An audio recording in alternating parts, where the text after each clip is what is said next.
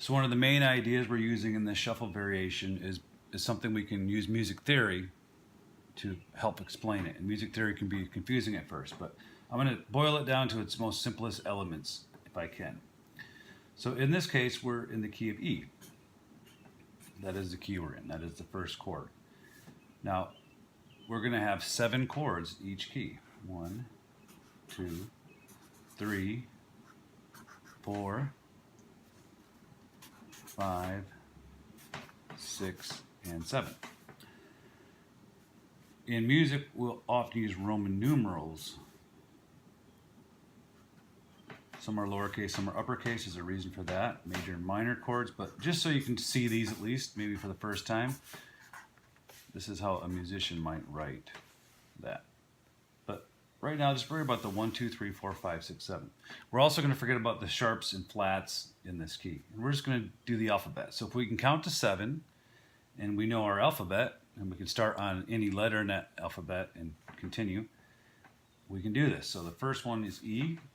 Okay, I'm just going to go up the alphabet. F, G, A, B, C, D. So I just went up the alphabet from E. When I got to the 7th letter, I stopped. Now in blues, we're going to use the 1, the 4, and the 5 chord quite often. So you might see that look like this. Notice these are the uppercase Roman numerals. There's a reason for that too. And we'll use these, and we'll put these chords into a progression. So here we have the 1 chord is the E, the 4 chord is the A, and the 5 chord is the B. So those are all we're going to worry about, the 1, 4, and the 5. And there are thousands of songs and thousands of blues songs that use those. So we generally put these chords into an order. And I'm using this order for the shuffle variation.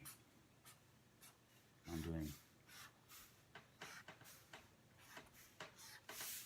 So first 4 measures, I'm going E, then E again, then E again, then E again. So each measure you'll hear the sound 1 and 2 and 3 and 4 and 1 and 2, 3, 4, etc. We'll do 4 more measures. We're going to go to the A for 2 measures and then back to the E. Same pattern, so the A would be 1 and 2 and 3 and 4 and 1 and 2 and 3 and 4 and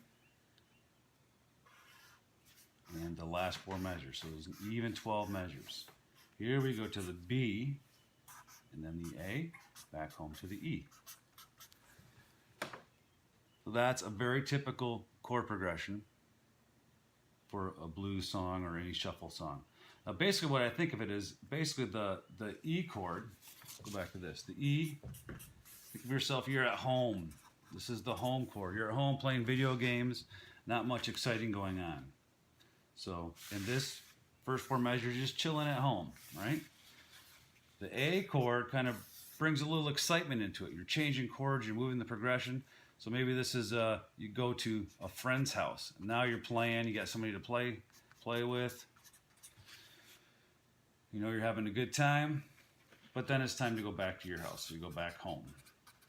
But you have lunch, and then that evening, when you go to the B chord, that's when it gets really exciting. That's the peak of the progression. Say you go to amusement park, roller coasters and stuff.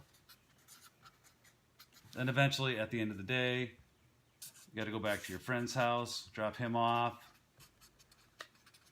You know, you might have a little fun there, play around a little bit, but then eventually you got to go back home, right?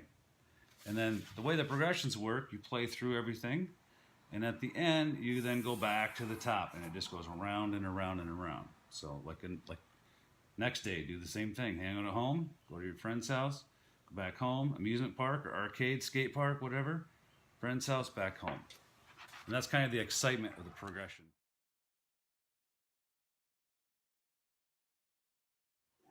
In my intro to this video, I played that pattern to a backing track on YouTube at 100 beats per minute. And what I did was I searched drums, shuffle drums, 100 BPM. And you can have many to choose from, many fun different variations of that.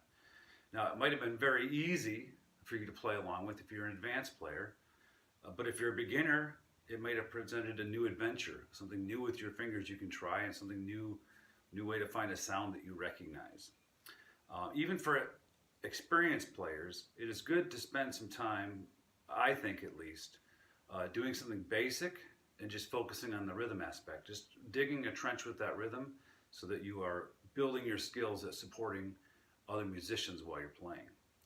One thing I want to point out too, in the notation, I'm using eighth notes, and I wrote them out in a way that we would call straight. So the actual way I wrote them out is 1 and 2 and 3 and 4 and 1 and 2 and 3 and 4 and. What I'm playing is this. I'm adding a shuffle feel to that little swing. 1, a 2, a 3, a 4, a 1, a 2, a 3, a 4. So that's the only difference.